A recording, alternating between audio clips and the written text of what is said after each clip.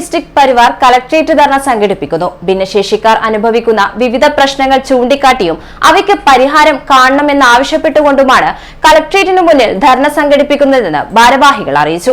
ഫെബ്രുവരി 6 നടക്കുന്ന ധർണ kidney care Kerala chairman P Krishnan ഉദ്ഘാടനം ചെയ്യും. നാഷണൽ ട്രസ്റ്റ് ആക്ടിന് കീഴിൽ വരുന്ന ഓട്ടിസം, മസ്തിഷ്ക തളർവാദം, ബുദ്ധിപരിമിതി, ബഹുപരിമിതികൾ എന്നീ അവസ്ഥകൾ അനുഭവിക്കുന്ന വ്യക്തികളുടെ രക്ഷിതാക്കൾ ധർണയിൽ പങ്കെടുക്കും. പരസഹായമില്ലാതെ ജീവിക്കാൻ സാധിക്കാത്ത ഭൗതിക ഭിന്നശേഷിയുള്ളവരുടെയും കിടപ്പിലായവരുടെയും സഹായികൾക്ക് പ്രതിമാസം നൽകി വരുന്ന 600 രൂപ ഭത്ത 2 വർഷത്തോളമായി ലഭിക്കുന്നില്ല.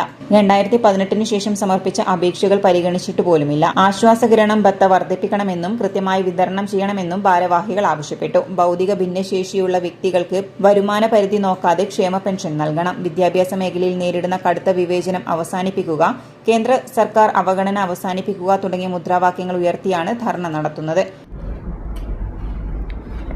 ഞങ്ങളൊരു ധർണ ഇവിടുത്തെ ജില്ലാ കലക്ടറേറ്റിൻ്റെ മുമ്പിൽ അടുത്ത 6-ാം തീയതി തീരുമാനിച്ചിരിക്കുകയാണ്.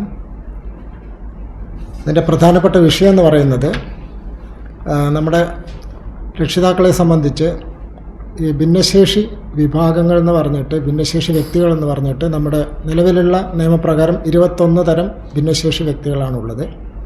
അതിനകത്ത് ഏറ്റവും പരിഗണന, ജീവിതാവസാനം വരെ പിന്തുണ ആവശ്യമുള്ള 4 വിഭാഗങ്ങളാണ് autism, cerebral palsy, intellectual disability, multiple disability. 4 വിഭാഗങ്ങൾ. അവർ ലൈഫ് ലോങ് ഒരു സപ്പോർട്ട് വേണ്ടവരാണ്, അല്ലാതെ അവർക്ക് ജീവിതം മുന്നോട്ട് കൊണ്ടുപോകാൻ പറ്റില്ല. അപ്പോൾ അതിന് ഒരു സപ്പോർട്ട് എന്നുള്ള നിലയിൽ നമ്മുടെ സർക്കാർ ആശ്വാസകിരണം എന്ന് പറഞ്ഞിട്ട് ഒരു പ്രതിമാസം 600 രൂപ സഹായം നൽകുന്ന ഒരു പദ്ധതി ഉണ്ടായിരുന്നു. അത് 2018 ശേഷം ഇതുവരെ ആരുടെ അപേക്ഷയും പരിഗണിച്ചിട്ടില്ല. അതേപോലെ തന്നെ 2018 ശേഷം കൊടുക്കുന്നത് തന്നെ കൃത്യമായിട്ട് കൊടുക്കാൻ കഴിയുന്നില്ല. പലപ്പോഴും കുറച്ച് മാസങ്ങളുടെ ഇത് മാത്രമാണ് കൊടുക്കുന്നത്. ഇപ്പോഴും നിലവിൽ ഏകദേശം 2 വർഷത്തോളം പെൻഡിംഗ് ആണ്.